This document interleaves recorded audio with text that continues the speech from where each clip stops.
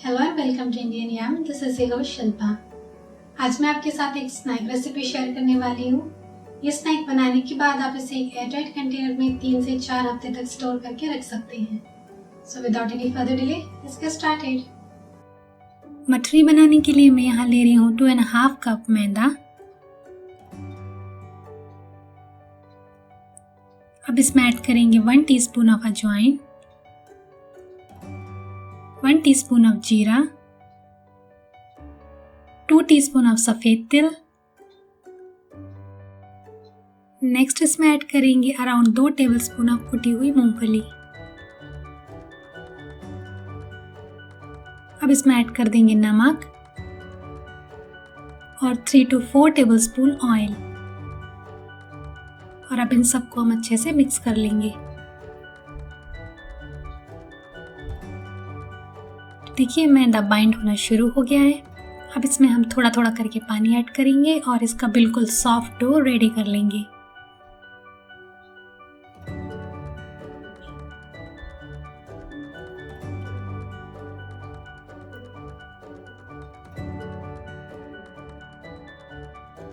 अब इस डो के ऊपर हम थोड़ा सा ऑयल लगा देंगे और इसे 10 मिनट के लिए सेट होने के लिए रख देंगे।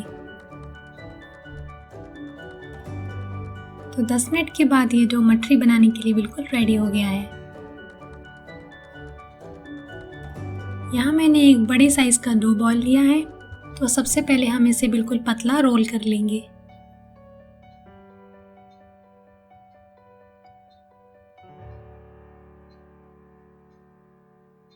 अब इसके ऊपर ऑयल लगा देंगे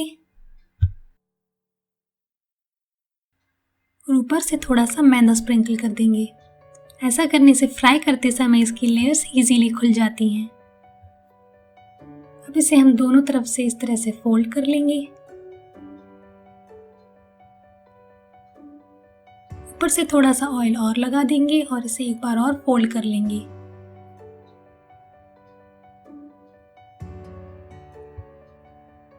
और अब इसे हम रोल करेंगे।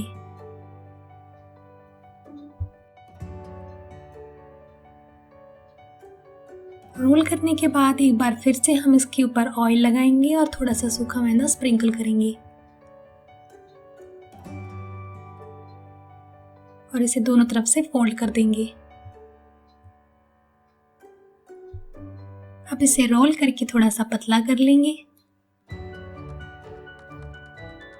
और अब इस तरह से इसे कट कर लेंगे।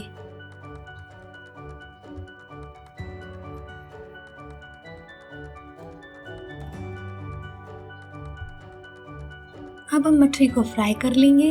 तो हमें इन्हें मीडियम हीट पे गोल्डन ब्राउन होने तक फ्राई करना है।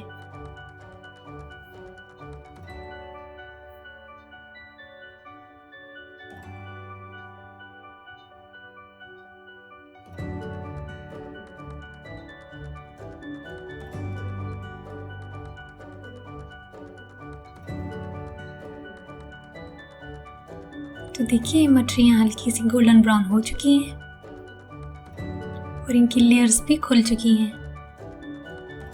तो बस अब इन्हें हम निकाल लेंगे।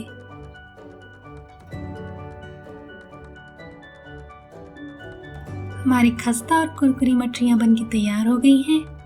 आप चाहें तो इन्हें सर्व करते समय इनके ऊपर थोड़ा सा चाट मसाला भी स्प्रिंकल कर सकते हैं। So if you find today's video helpful, please give it a big thumbs up and don't forget to subscribe to my channel. Thanks for watching.